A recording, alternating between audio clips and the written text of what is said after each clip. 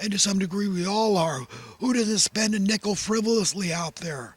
When they know, well, I could be giving that to hungry people. I could be giving that to homeless people. I could be sending that in taxes to HUD and donations to do something. And it's the misery out there. I mean, I'm told it's necessary, but my brain tells me something else, and it's totally made up. It's made up. There's the elements that are in control, the powers that be. They want people in desperate fear. They love that. That's what gets the job done. That's what gets you paying those exorbitant costs of housing. Don't you understand? I need you in fear. You go out there and you be miserable. I don't care how miserable you are, living in utter insecurity and financial desperation.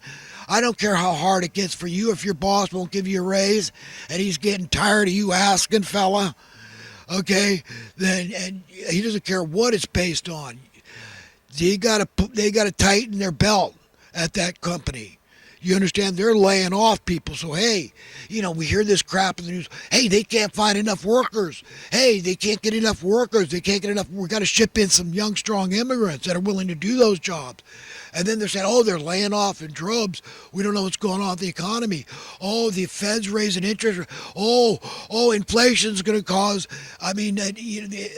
dollar deflation is going to cause a recession. No, dollar inflation is. It's like your head spins with confusion, like they like you. When you're confused, you're disempowered. They like you confused and disempowered. They'll tell you straight-faced that it's a good thing when the cost of housing goes up, even though it's going to create more homelessness. But hey, your housing values went up. You got equity. You go out and buy a new house, and you pay the same amount. Hey, reverse mortgage. Hey, it's great, man. Housing prices are going up. They don't tell you that it's terrible because the worth of your dollar is going down. They're debasing the money. This is how they're carrying this national debt. That's the principle. That $30 trillion. And the interest must be paid on it. And the way they do that is by cutting it. They dilute it. A drug dealer would say they cut the cocaine or something, right? Or the hair, whatever they're doing. They cut it. They have to dilute it so that it goes further. That's called currency debasement. They're making your money constantly worth less. I've used the analogy if you're trying to run out of a sand pit and they keep dumping more sand. It's hard enough as it is, but they make damn sure you don't get out. They want perpetual renters. Do you understand? But what happens when you're too old to crack that nut? Then what happens when you're too weak to crack that nut?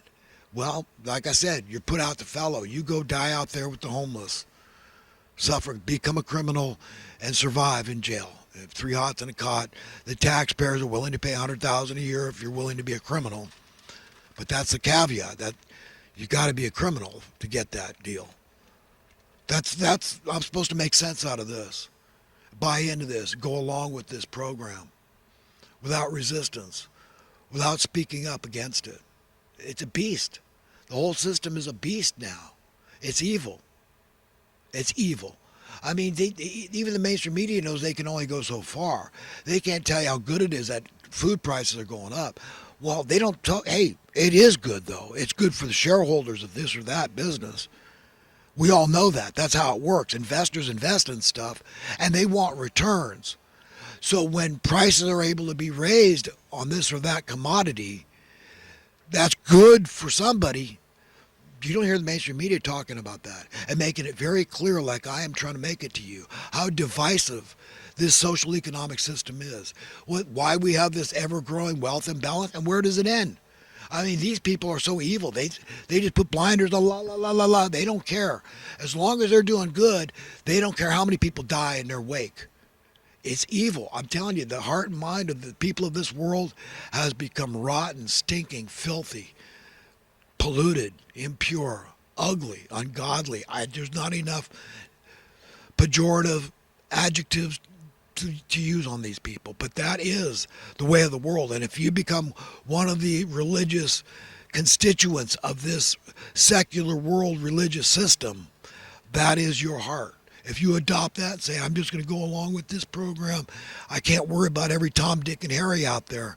I can't be friends to everybody. Yeah, I want the best for my friends, but I'm not. You must be their friend because I'm not the downtrodden's friend.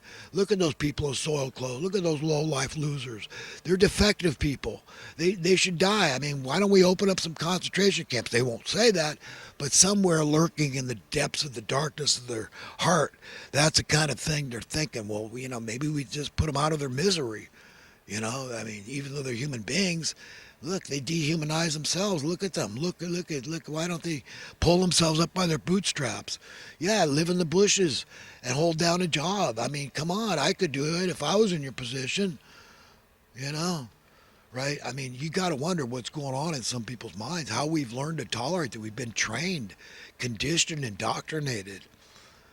It's sick, inculcated into evil, into being evil. All of us. We're all money lovers. Which person? You gonna lie that blatantly? Say you're not a money lover? We're all money lovers. God knows what. Everything's laid bare before God. He knows your heart and mind. Yeah, let's admit it. So we're all culpable. We're all guilty. We should feel it, and we should demand justice for the downtrodden, because they've been denied justice, and we should demand it for them. Doesn't matter how good your lot is or how medium it is or low it is. We've got to stick up for each other because there's always somebody having a harder time than us out there. And above all, we must give a damn. And by give a damn, I mean caring. And by caring, I mean loving, really loving and proving it. We're friends of God. Automatically, by extension, we're going to be a friend of humanity. If we are, we're going to fight for the best for them. I want when everybody on earth can have a little better lifestyle than me, a little better standard of living. I've talked this out with God, and I want you to, too. If you're my friend, I want you to do that for me. And say, God, I could really enjoy what I have, the degree of prosperity I have, which some people would scoff at. They'd compare me to somebody else. They'd say, oh, my God, are you kidding? You can't call yourself prosperous in your situation. What do you know? Nevertheless, I live like a king. If you want to compare me to somebody else, it's all relevant, right? Relative, not relevant. It's all relative. It's comparable.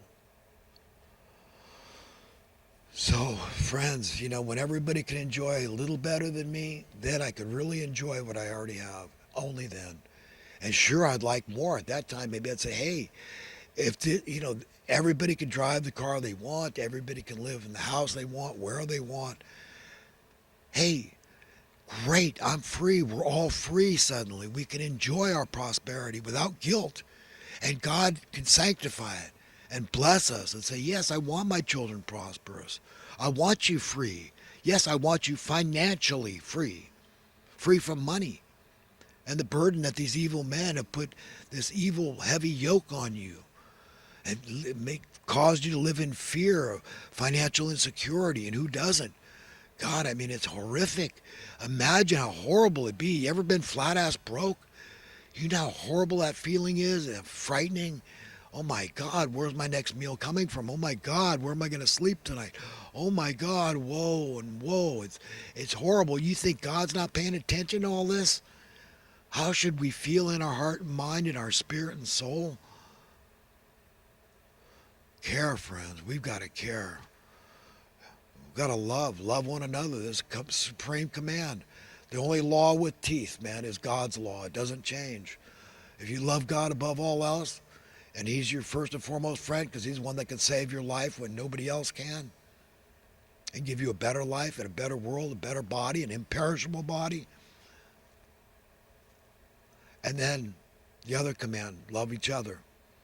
And if we're not doing these things, really doing them, not just saying we're doing them, like it's written, these people honor me with their lips, but their hearts are far from me. We don't want to be like that, the hypocrites. And we can all be hypocritical, can't we?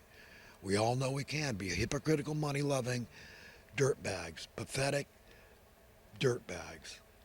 And we can all be great because we're God's children, kings and queens of the Most High God. So we got to take that responsibility and do our best to live up to it, be empowered with the truth and spread it passionately, vociferously, demanding justice for the downtrodden, for others. And these wars of violence, we got to speak out against violence. The soul of God hates the soul that loves violence. It's horrible. Of course God hates violence. How would any parent feel if their children were being violent toward each other? You tell me how any parent would feel. So what do you think God feels different from any other parent? We've got to think of each other as family, brothers and sisters, in order to please God if we're ever to find genuine happiness.